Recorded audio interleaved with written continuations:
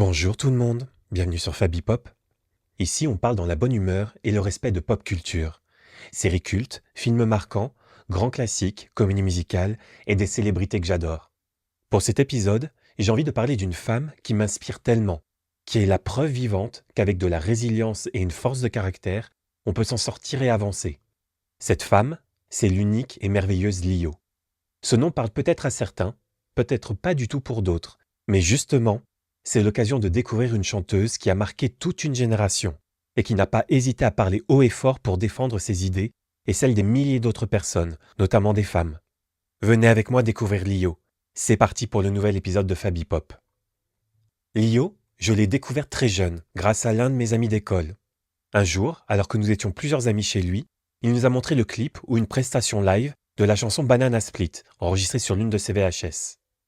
Cette chanson, qui a un double sens évident, je ne l'avais pas compris à l'époque, mais je connaissais déjà la chanson.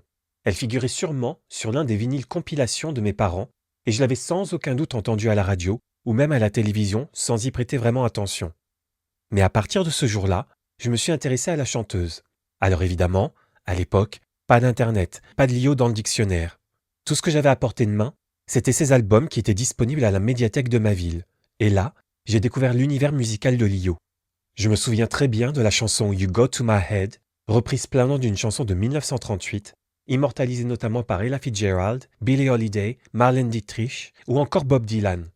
Il y a aussi la chanson Mona Lisa, dont le thème explore l'aura mystérieuse et insaisissable d'une femme qui est comparée à la Joconde. Elle garde son sourire, sa posture face aux émotions, aux hommes et aux événements du monde. Dans cette chanson, Lio souligne à la fois la force tranquille et l'indépendance de ces figures féminines, capables de rester imperméables aux troubles et de cultiver son propre mystère. Une autre chanson me vient en tête, La vérité toute nue. Dans celle-ci, Lio explore avec humour et légèreté le jeu entre apparence et réalité. À travers les paroles, elle dit jouer sur son image et ses artifices tout en reconnaissant ses désirs et ses imperfections. Elle montre que la vérité, même toute nue, ne doit pas empêcher le plaisir des mensonges séduisants et des rêves inventés, célébrant ainsi le charme de l'illusion et de la fantaisie dans la vie et l'amour.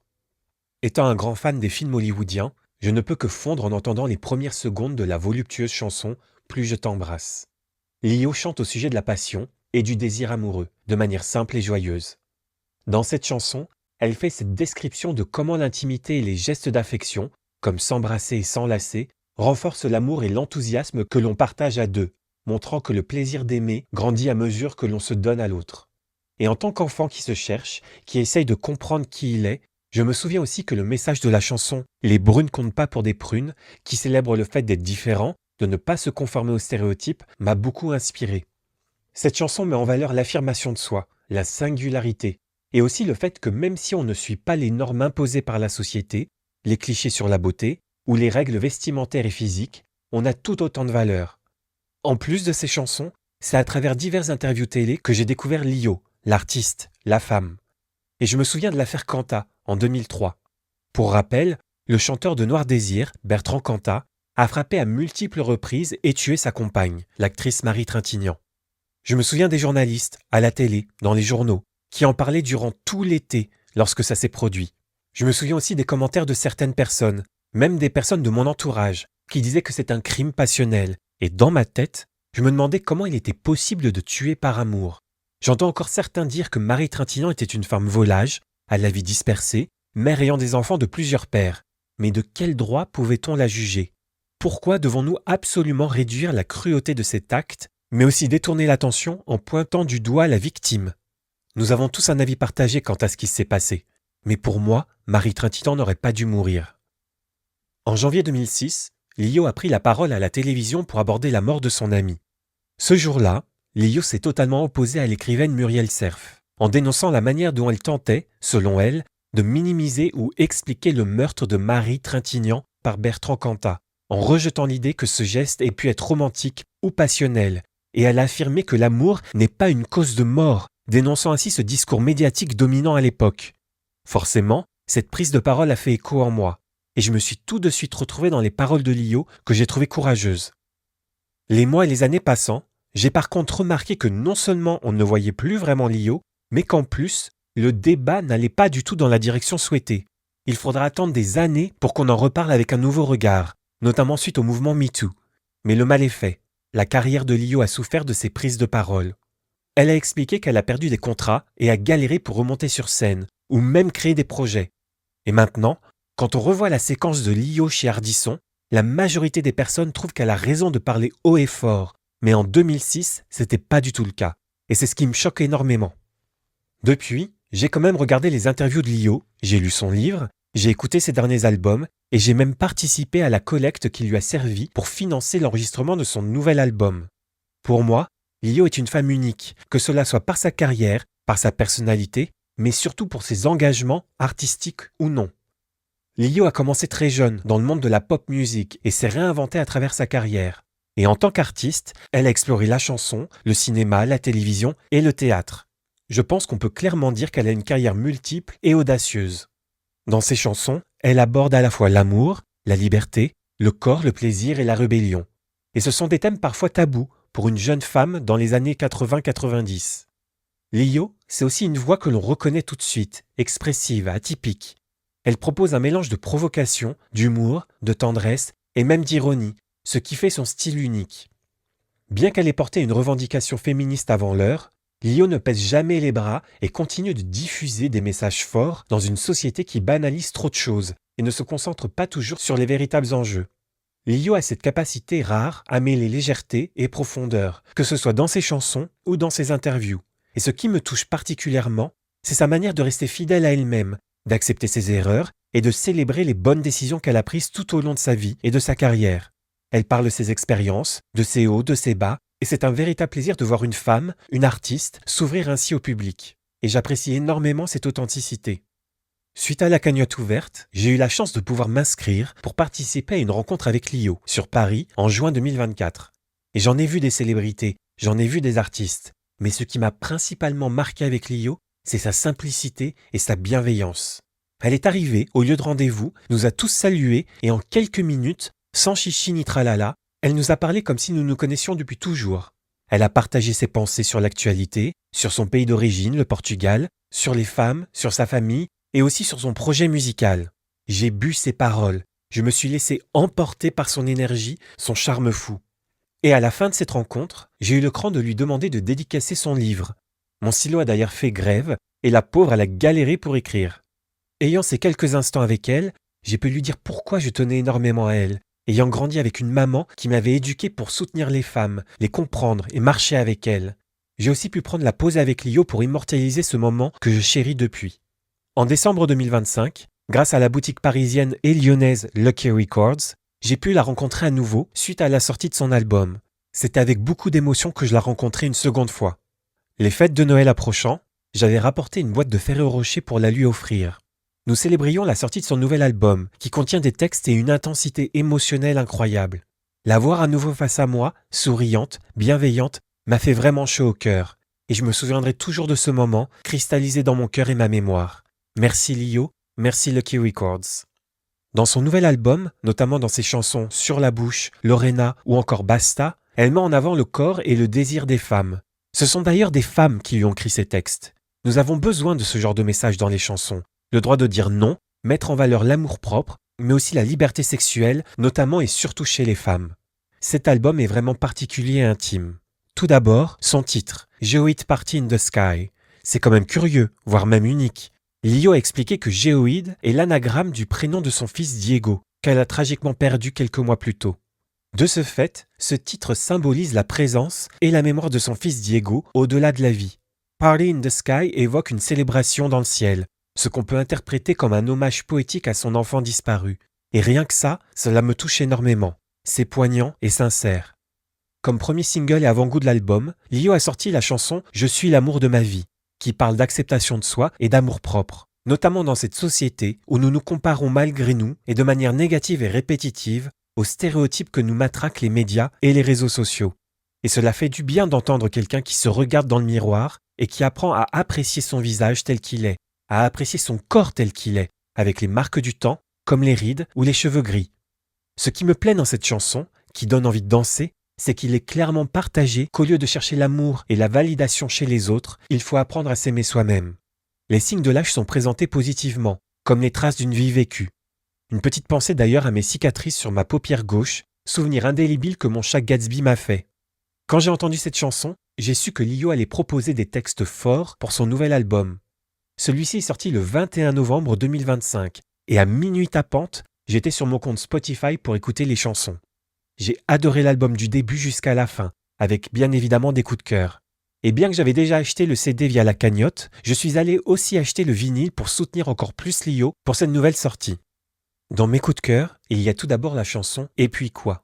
J'ai tout de suite accroché car elle propose un rythme particulier, une ambiance douce et surtout des paroles qui abordent une relation toxique et manipulatrice que je pense que nous avons tous plus ou moins vécu à un moment donné de notre vie.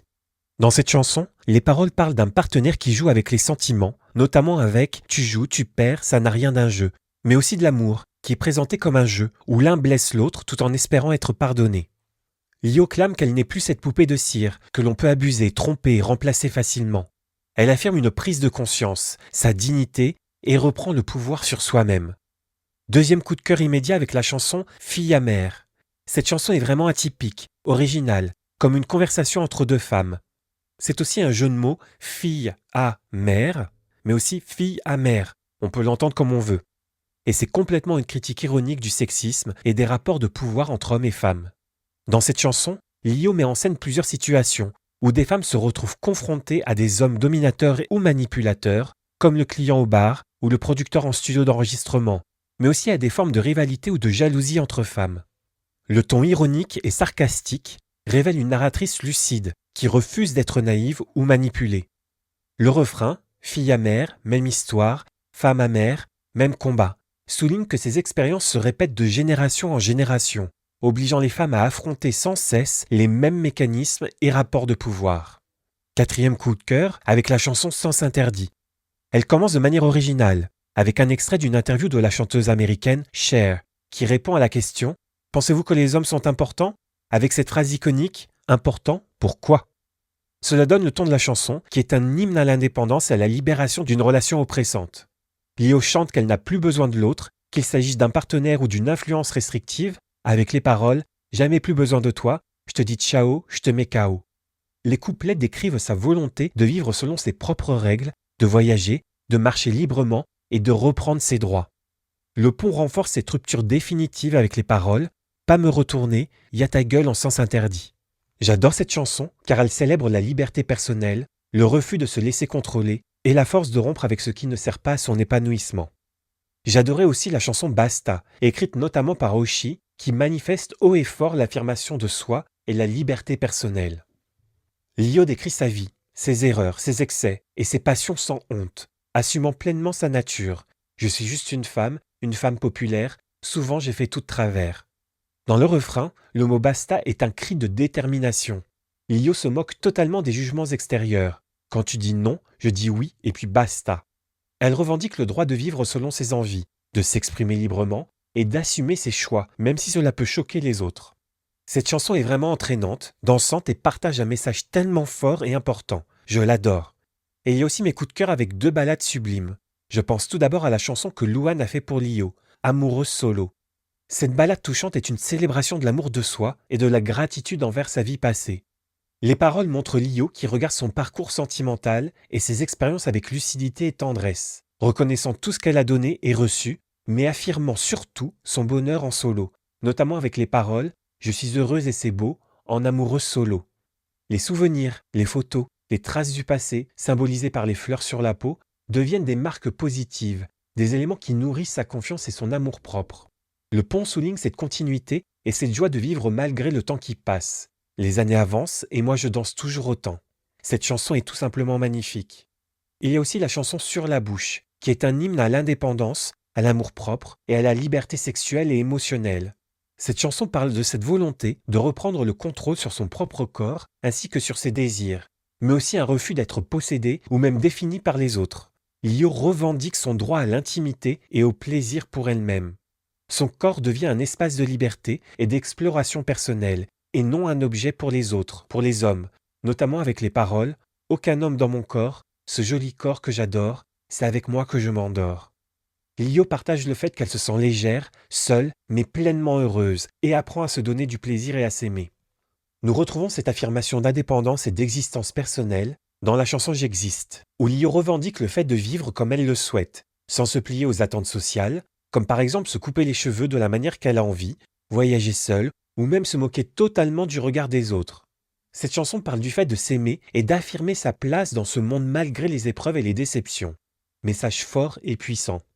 Nous avons aussi une chanson au sujet des rapports de pouvoir et de la domination masculine, traitée de manière provocante et satirique dans la chanson Lorena, qui raconte l'histoire d'une femme qui reprend le contrôle face à un homme, qui refuse d'être dominé. Le refrain se veut très direct et joue sur une image choc pour symboliser la puissance et l'affirmation féminine avec les paroles « Si tu lui coupes ce petit bout-là, qui lui pend entre les jambes et qui l'empêche de comprendre ». La chanson utilise l'humour noir et l'exagération pour dénoncer le machisme et célébrer la révolte et l'autonomie des femmes. Il est totalement clair que les femmes peuvent imposer leurs limites et faire respecter leurs choix. La chanson qui clôture l'album est de Fille en aiguille, qui utilise la métaphore de la couture pour raconter le parcours de vie et la construction de soi. À travers les paroles, Lio décrit comment elle a tissé sa vie à travers les expériences, bonnes ou mauvaises, et a appris à déjouer les difficultés et les coups durs. Je pense aux paroles « J'ai passé du temps à démêler tous les fils, broder les contours de ma vie », ou encore celle qui souligne son envie de créer sa vie malgré les obstacles. Quoi qu'il arrive, de fille en aiguille, j'y crois, de rêve en défi, j'ai cousu ma vie sur moi. L'album se conclut avec cette chanson qui célèbre la résilience, cette capacité de transformer les épreuves en expériences formatrices. Et c'est clairement ce que Lio a souhaité partager avec tout son album, nous montrer que malgré les galères, la vie lui a offert de beaux cadeaux, notamment de pouvoir s'entourer de femmes qui ont su comprendre qui elle est, ce qu'elle a vécu, ce qu'elle vit, ce qu'elle revendique et ce qu'elle souhaite partager. Geoid Party in the Sky est pour moi un album réussi, qui est ce que Lio avait promis, notamment quand elle nous en parlait durant la rencontre en 2024. Et je suis tellement heureux pour elle qu'elle puisse défendre son projet dans des interviews à la télé, à la radio, mais aussi sur scène, notamment avec une date à l'Olympia le 17 décembre prochain, suivie d'une tournée à travers la France. Alors vous vous en doutez, j'y serai et j'ai hâte d'entendre ses nouvelles chansons en live et revivre ses plus grandes chansons aussi. Lio mérite son succès et les femmes méritent d'être entendues. Et j'ose espérer que nous allons aller de l'avant, même si tout autour de moi nous prouve que nous avons encore un énorme chemin à faire. Alors n'hésitez pas à découvrir Geoid Party in the Sky, mais aussi d'écouter ses autres albums. Lio mérite notre respect, notre soutien et notre amour. J'espère en tout cas que cet épisode au sujet de Lio vous a plu et que vous êtes déjà en train de chercher sur votre plateforme d'écoute son nouvel album pour l'écouter. J'espère que vous ressentirez les paroles tout aussi fort que moi. Merci de m'avoir écouté, j'apprécie énormément votre soutien et vos retours, et je vous retrouve très prochainement pour un nouvel épisode afin de parler d'un album d'une star des années 2000 qui fait son grand retour. Si vous avez une idée, n'hésitez pas à le mettre en commentaire. À bientôt sur Fabipop.